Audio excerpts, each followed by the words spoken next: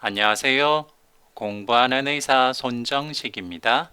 오늘은 업투데이트에서 무료로 볼 수 있는 좋은 의학 정보에 대해 소개해 드리겠습니다. 업투데이트는 많은 의사들이 참고하고 있는 좋은 의학 정보 사이트인데요. 다만 유료로 구독하기 때문에 비용이 상당히 든다는 점이 있습니다. 그런데 업투데이트에서 What's New라고 검색하면 유료 사이트 회원이 아니라 하더라도 좋은 의학 정보를 볼 수가 있습니다. 그럼 오늘 저는 What's New in Primary Care에 대해서 소개해 드리도록 하겠습니다. What's New in Primary Care 내용을 보면 최근에 발표된 임상시험이나 연구 결과 중에서 1차 진료에서 유용하게 적용할 만한 좋은 정보들을 서머리해 주고 있습니다. 하나하나씩 보도록 하겠습니다. 먼저 성인 근력 운동이 어떤 건강상의 이점이 있는지 관찰한 대규모 연구인데요. 보면은 근력 운동이 유산소 운동과는 별개로 심혈관 질환, 암, 당뇨병 모든 원인으로 인한 사망 위험을 줄이는 것과 관련이 있었다라는 연구 결과입니다. 유산소 운동이 환자의 건강에 좋은 영향을 끼친다는 것은 널리 잘 알려 있었지만은 과연 근력 운동이 환자에게 또는 일반인에게 어떤 건강 이득이 있는지에 대해서는 차츰차츰 연구 결과들이 축적이 되고 있었습니다. 그런 연구 결과들이 축적되어 최근에 내려진 결론은 유산소 운동과는 별개로 근력 운동 자체가 심혈관 질환이나 암, 당뇨병, 모든 원인으로 인한 사망 위험을 줄이는 데 도움이 되는 것으로 거의 정리가 되어 가고 있습니다. 따라서 환자에게 또는 일반인에게 건강한 운동에 대해서 소개를 할 때는 유산소 운동은 당연히 기본적으로 소개를 해야 되겠지만은 이제는 환자의 건강에 허락하는 한 근력 운동의 중요성에 대해서도 이제 교육을 해야 될 시대가 왔습니다. 암은 여러 가지 많은 요인들이 일으킵니다. 일반적으로 유전적인 요인 또는 후천적인 요인으로 나뉘는데요. 후천적인 요인 중에서 행동, 환경, 직업적, 대사적 위험 요인이 중요한데요. 보면 남성의 50%또 여성의 36% 정도가 유전적인 것이 아니라 우리가 후천적으로 바꾸고 교정할 수 있는 행동적, 환경적, 직업적, 대사적 위험 요인과 관련이 있다라고 정리가 되고 있습니다. 당연히 압도적으로 중요한 수정 가능한 암 위험 요소는 흡연이고요. 그 외에 금주, 체중 조절, 그리고 세이프 섹스 등이 암 발생 위험을 줄이는 데 도움이 되겠습니다. 예방접종이 계속 업데이트가 되고 있고 최근에 여러 백신들이 새로 개발되고 유통됨에 따라서 미국에서 발표된 성인의 예방접종 일정이 최근 변화가 있었습니다. 한번 보도록 하겠습니다. 우선 인플루엔자 백신도 4가 백신을 이제 권고하고 있습니다. 그 다음으로 조스터 백신도 과거에 라이브 백신인 조스타박스는 이제 권고 안에서 빠지고 리컴비넌트 조스터 백신 2번 맞아야 되는 새로운 조스터 백신을 권고 안에 넣었습니다. 그리고 휴먼 파필로마 바이러스에 대한 백신도 권고를 하고 있고요. 14세 이전에 휴먼 파필로마 백신 1차 접종을 한 경우에는 2번만으로 완료가 되게 되는 장점이 있습니다. 그리고 뉴모코칼 백신은 과거에 정통적으로 PCV 13가가 권고가 되었는데 미국에서 PCV 20가가 출시됨에 따라서 PCV 13가 권고가 사라지고 PCV 20가를 중심으로 한 권고로 대체가 되었습니다.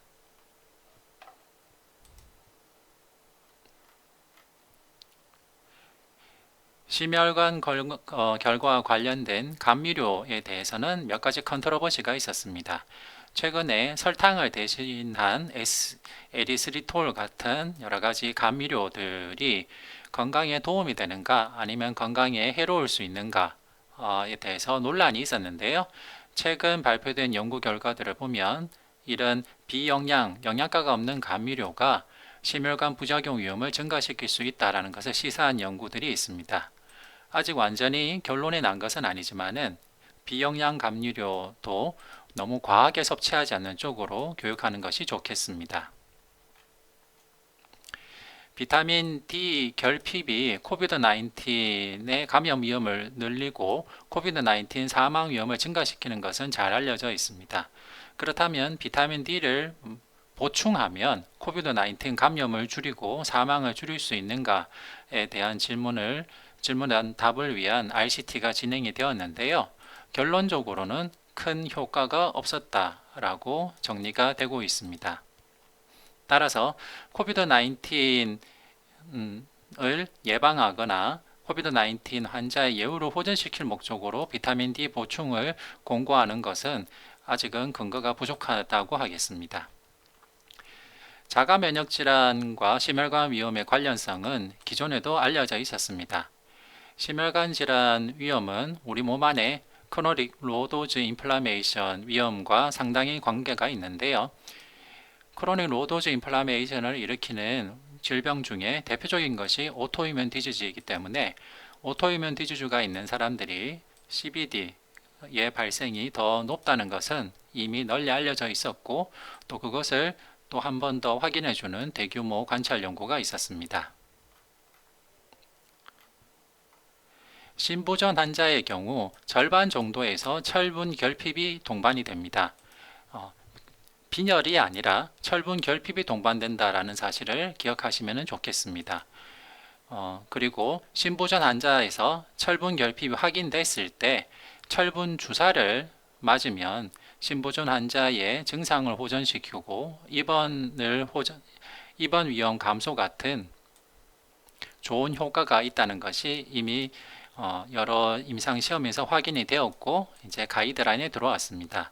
따라서 신부전 환자를 보면 CBC에서 헤모글로빈이 감소해 있지 않다 하더라도 아이언, TIBC, 페리틴을 측정하고 페리틴이 100 미만이면 철분 주사제를 사용하고 페리틴이 300 미만이라 하더라도 트랜스페린 세츄레이션이 20% 미만이면 역시 철분 주사를 사용하는 것이 환자에게 도움이 되겠습니다. 알로프리놀은 통풍 치료제 또는 요상 강화제로 사용이 되고 있었는데요. 기존에 통풍 환자에서 올라가는 유리게시다가 심혈관 질환 위험을 증가시킬 수 있다는 것이 알려져 있었고 그리고 알로프리놀이 안티인플라마토리 이펙트가 있어가지고 심혈관 질환 발생 위험이나 재발 위험을 줄일 수 있지 않을까 하는 의견이 있었습니다. 그리고 통풍에 사용되는 콜치신은 심혈관 질환이 이미 있는 사람의 재발 위험을 줄인다는 임상시험도 있어서 그렇다면 콜치신과 유사한 효과를 기대할 만한 알로퓨리놀도 심혈관 질환 2차 예방에 도움이 되지 않을까 하는 임상시험이 같이 시행이 되었습니다. 그런데 임상시험 결과 알로퓨리놀은 심혈관 질환 2차 예방에는 도움이 되지 않았습니다.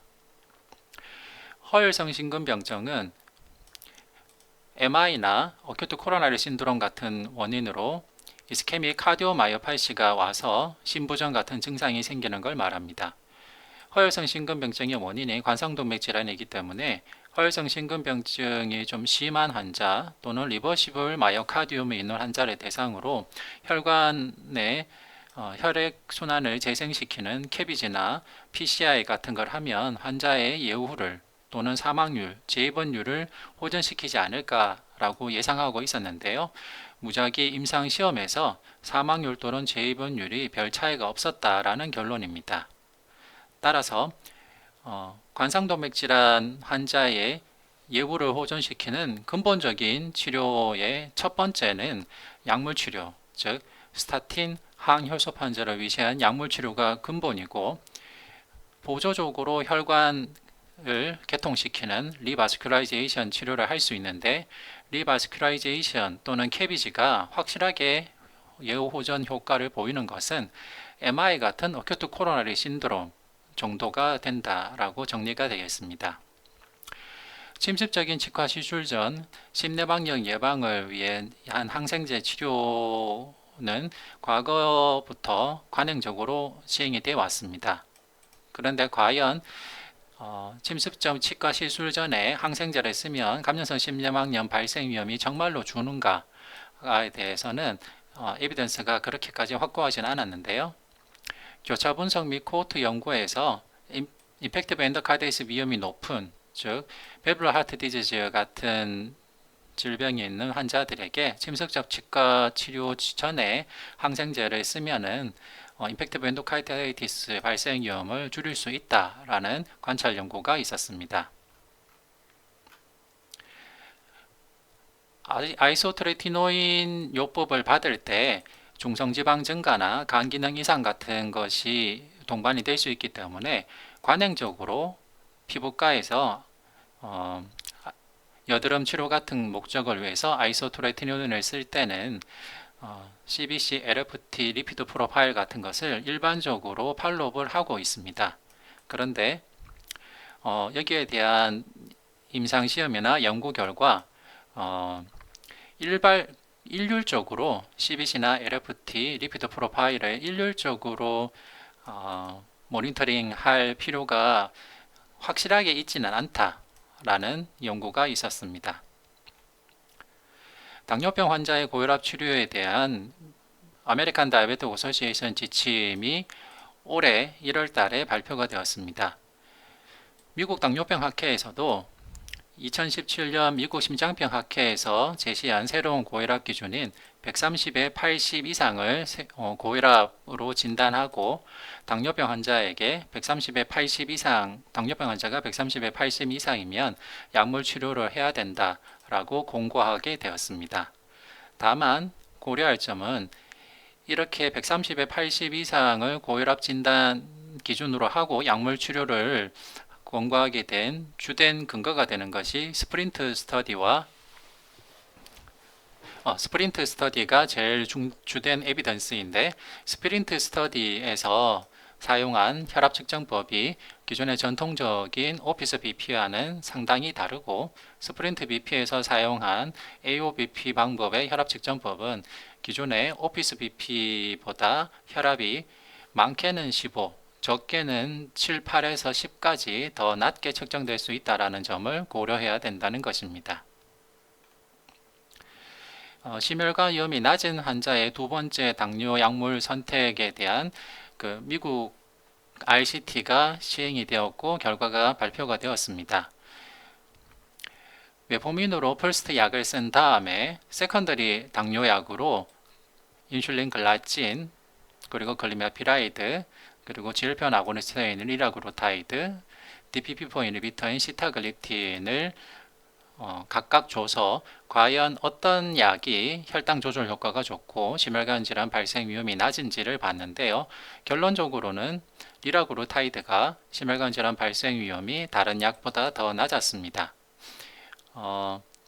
이 RCT를 시행할 때는 미국에서 SGLT2 인히비터가 허가받은 지 얼마 안 된 또는 허가받지 못한 상태였기 때문에 안타깝게도 SGLT2 인히비터가 여기 임상시험에서 비교 대상으로 들어가지는 못했습니다.